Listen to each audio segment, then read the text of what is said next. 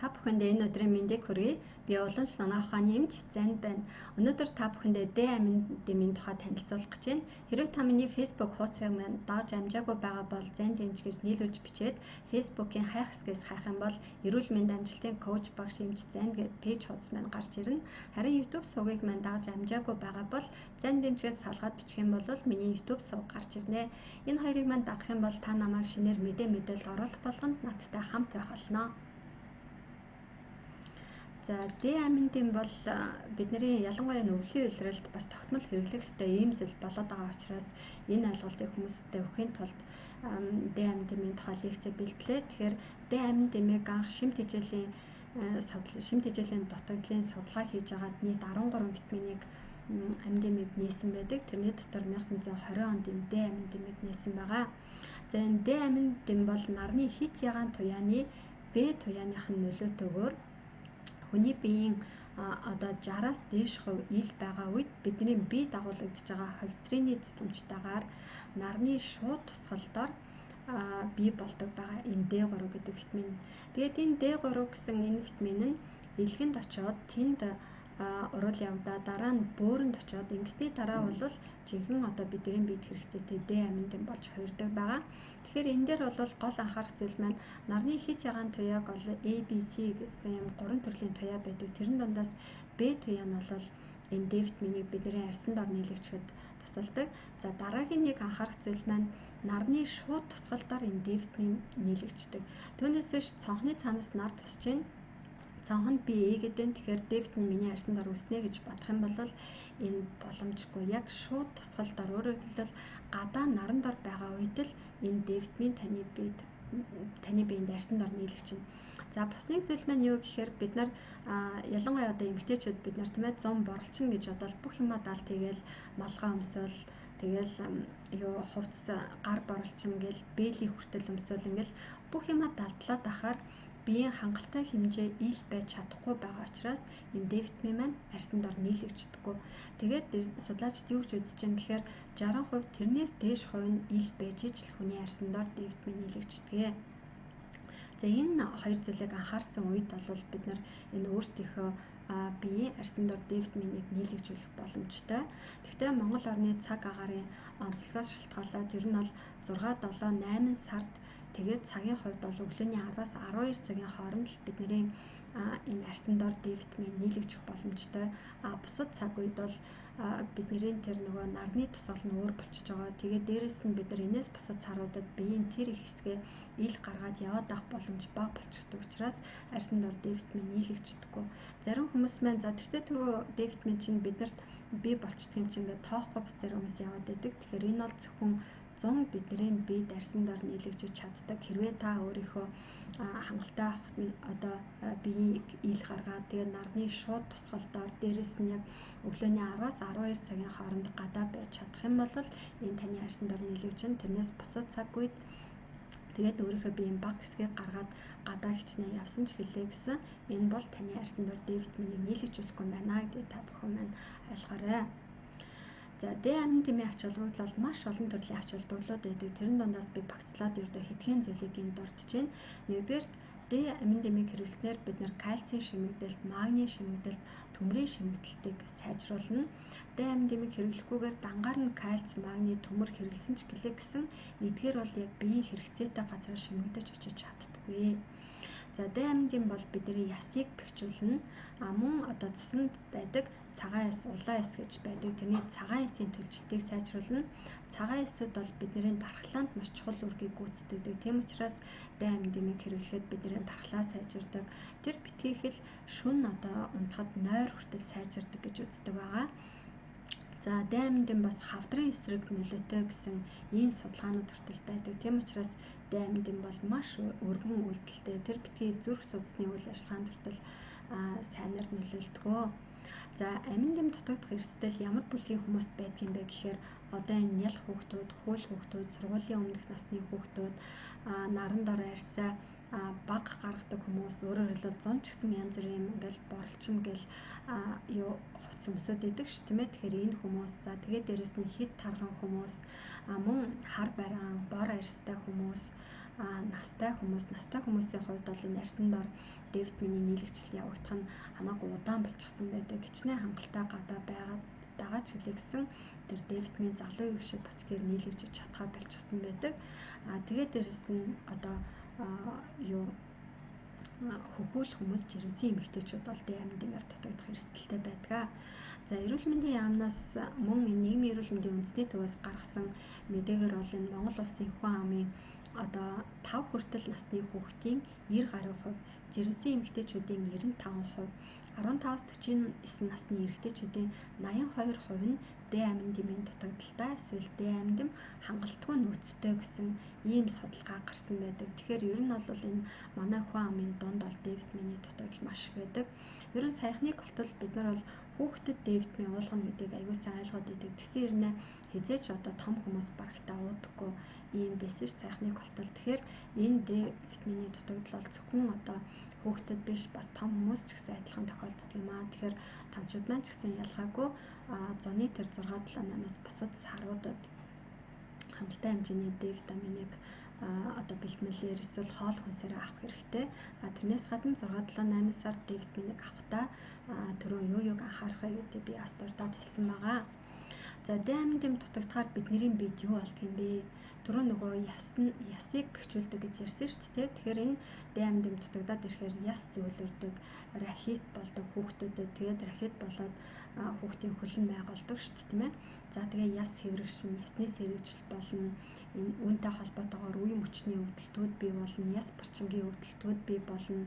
Яс сэргэжлээс болоод тодорхой нэг үе биш одоо гар тэрчгээрээ хөл төрчгөрөө өвдөх иймэрхүү өвдөлтүүд бас бий болдог. Тэр битгэл амьсгалын тогтолцооны эмгээр өвчлөх эрсдэл хүртэл нэмэгддэг гэж үздэг. За сэтгэл готролд ордог гэх мэтчлэн ийм зүйлсүүдийг бас нэрлэж болно. За D аминдим болон COVID-19-ийн халдвартай холбоотой хийгдсэн судалгаанууд байдаг. За тэгээд Америкийн энэ NIH, Английн NICE гэдэг том одоо судалгааны багууд байдаг. Эдгээрийн мэргэжилтнүүд бол ковидын үед D витаминыг одоо шууд хэрэглэх хэрэгтэй гэж зөвлөөгүй. Гэлээ гэхдээ D витаминыг хэрэглэж байгаа хүмүүст бол хямрал бага явагдаж байна. Мөн амьсгалын замын одоо хүндрэлүүд авах нь хамаагүй бага байна. Энэ D аминдимыг тогтмол хэрэглэж байгаа хүмүүс эмнэлэгт хандахгүйгээр одоо энэ ковидын халдвар арай хөнгөн байдалтайгаар явагдаж байна гэсэн ийм одоо судалгаанууд бас байгаа.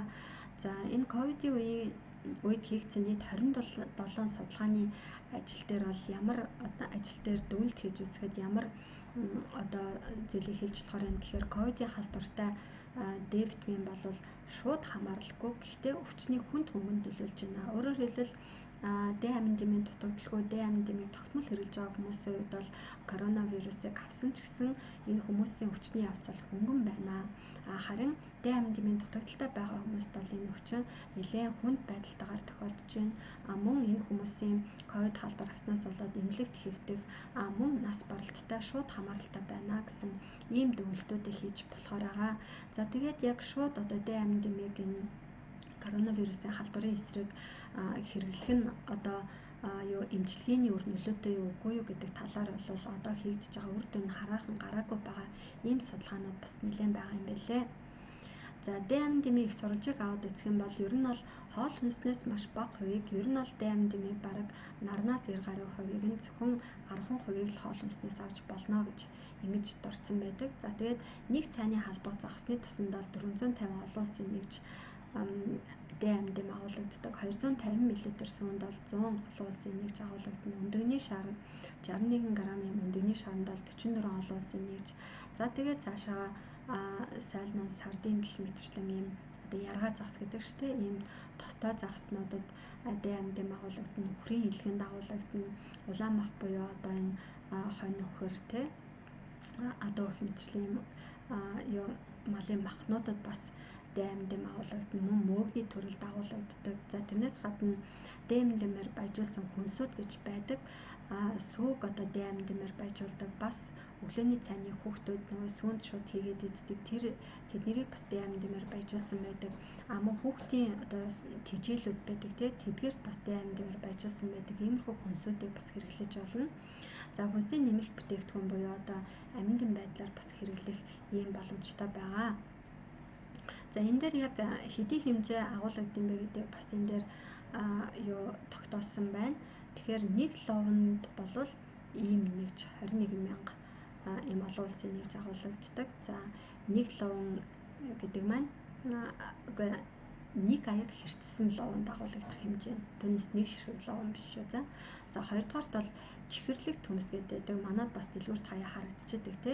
Энэ бол нэг ширхэг чихэрлэг төмс нь бас уваа хангалттай хэмжээний ийм даймд агуулгад юм байна. Өхрийн илгэнд 250 г өхрийн илэг идэхэд та бас өөрийнхөө даймд дэмий нэг өдрийн нөөцийг хангана. Салаадны навч, за хууцай, гуйлс, жимс, брокколи, мөн одоо масл тийм ээ, өндөгний шар гэж түрүүнд дурдсан тийм үү. За хулуу гэх мэтчлэн эдгээр хүнсүүдэд бол тодорхой хэмжээнд энэ даймд агуулгаддаг юм байна. За амин дэмийн тунг ер нь улс орон болгон өөр өөрийн гэсэн одоо ийм амин дэмийн хоногийн тунгийн хэмжээг тогтоосон байдаг. Жишээлх юм бол энэ Америкийн нэгдсэн улсын үндэсний эрүүл мэндийн институтийн зөвлөмжөөр бол 6 сараас доош хүмүүс 300 хүүхдүүд 340 олон улсын нэгж 6 сартаас 3 нас хүртэл 281, насан туршид 671-ээс дээш насны хүмүүс 800 гэх мэтчлэн олон улсын нэгж амин дэмийг хэрэглэнэ гэж зөвлөсөн байдаг. Гэхдээ юугүй амин дэмийг хэрэглэхийн өмнө ер нь бол та өөрийнхөө цусндаа Д амин дэмийн хэмжээг тодорхойлох хэрэгтэй. Жишээ нь манай Монгол Япон сургалтын эмнэлэг дээр бол энэ 30,000 төгрөгөөр хийгддэг юм байлээ. За тэгээд Д амин дэм хэвийн хэмжээндээ байна уу? Эсвэл дутагдaltaй байна уу? Бүр бараг одоо байхгүй шахуу хүртлээр буурсан байна уу гэдгээ та яг үзэж тодорхойлуулчаад тэрнийхээ дараа зөв тунгаараа хэрэглэх юм бол сайн. Хэрвээ Д амин дэмийн хэмжээ хэвийн байх юм бол яг энд зөвлөсөн зөвлөмжийн дагуу хэрэглэн, харин дутагдaltaй байх юм бол эмчийн заасан зааврын дагуу эмчилгээний арай одоо их тунгаар хэрэглээд тэгээд аажим тунгаа багасгаад явдаг байгаа. За түрүүн бол би Америкт танилцуулсан. Энэ болохоор Монгол улсад одоо энэ Д амин дэмийн хэмжээг яаж тодорхойлох юм бэ? Өдөрт одоо ямар хэмжээгээр уух юм бэ гэдгийг тодорхойлсон байна. Тэгэхээр за 0-6 сартай хүүхэд бол эхийн сүгээс авна. Тэрнээс гадна 400-аас 800 олон улсын нэгж. За нэмэлт хичээл хэрэгэлдэг бол энэ бас ингээд орж явд юм байна. 6-аас 12 сартай хүүхдэд 400-аас 800, 1-ээс 3 настай бол 600-аас 1000, 4-өөс 13 настай бол мөн 600-аас 1000, 14-өөс 18 настай бол мөн 600-аас 1000, 19-өөс 69 насны хүмүүст бол 600-аас 1500, 70-аас дээш насны хүмүүст 1000-аас 2000, жирэмсэн болон хөл эмэгтэйчүүдэд бол 600-аас 1500 олон улсын нэгжийг хэрэглэнэ гэж ингэж одоо үзэж байна. За энэ ард нь бичсэн байгаа нь болохоор урьдчилан сэргийлэх тунгаар хамгийн дээд тунг хэдийг авч болох юм бэ гэдгийг ингээд тодорхойлоод бичсэн байж байна. За тэрнээс гадна бас нэг анхаарах зүйл бол энэ Д амин дэмийг хэрэглэж болохгүй байх тохиолдол байна. Тэгэхээр түрүүн бид дурдсан 6, 7, 8 сард хэрвээ хангалттай хэмжээнд та гадаа байгаад яг тэр хэлсэн цаг тийм ээ 10-аас 12 цагт гадаа байгаа Д амин дэмийг арьсан дорой нийлэгжүүлж чадж байгаа бол энэ үедээ одоо хамт Д амин дэмийг хэрэглээд авах шаардлагагүй. Зөвхөн одоо тэрнээс бусад үеүүдэд бол хэрэглэх нэ. За таны биед хэрвээ Д амин дэмийн хэмжээ хангалттай байгаа бол тэрийг энэ төвшөнд аваач гэж нэмэлт бэлтгэл болгож хэрэглэж байгаагүй бол та энийг бас заавал хэрэглэх гээд ах шаардлагагүй. Жишээлх юм бол Д амин дэмийн хэмжээ хэвийн тэгээд урд нь та ерөөсөө огт амин дэм Д амин дэм хэрэглэж байгаагүй бол дахиад та цаашаа заавал хэрэглэх гээд ах хэрэггүй гэсэн үг байна тийм ээ. За тэгээд бидэг кальцийн хэмжээ нь өндөр байгаа хүмүүс бол нэмэлтээр бас Д амин дэмийг хэрэглэхийн өмнө эмчтэй заавал зөвлөх хэрэгтэй. Яагаад гэхээр Д амин дэмийг хэрэглээд ирэнгүүт нөгөө кальцийн солилцоо эрчимжээд улмаар одоо манай хүмүүст маш илбэг тохиолддог яс ургалтууд байдаг шүү дээ тийм ээ.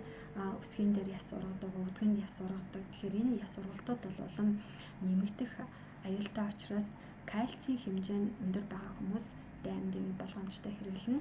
За ямар нэг юм кальцчих өвчнөд бол би ямар нэгэн хэсэг газар яс ургасан эсвэл нь одоо нөгөө чулуутай тий бөөрийн чулуутай, цэсний чулуутай эдгээр хүмүүс бол эмчийн зөвлөгөөг авах хэрэгтэй.